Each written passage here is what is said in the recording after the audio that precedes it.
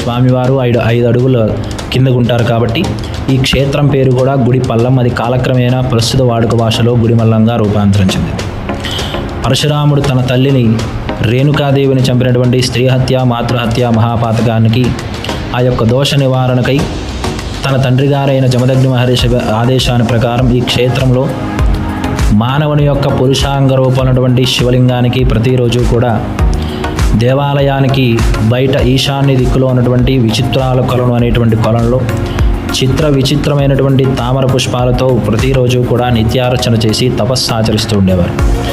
అదే సమయంలో ఈ యొక్క అఖండ బిల్వకారణ్యంలో చిత్రసేనుడు అనేటువంటి నామధేయంతో బ్రహ్మదేవుడు యక్షుడు రూపంగా శాపగ్రస్తుడై సంచరిస్తూ ఉండేవారు.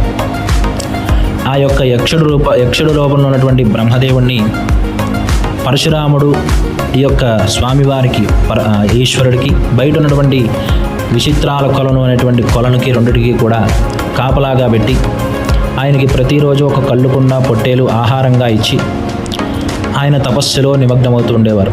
ఇలా కొంతకాలం సాగిన తర్వాత ఒకరోజు పరశురాముడు అర్చనకి రావడం ఆలస్యం అవడంతో బ్రహ్మదేవుడే ఆ యొక్క నిత్య పూజాది కార్యక్రమం చేయడంతో పరశురాముడు కోపగ్రస్తుడై బ్రహ్మదేవుడి మీదకి యుద్ధానికి దిగగా ఇద్దరి మధ్యన కూడా 14 సంవత్సరాల ముష్టి యుద్ధం జరిగింది.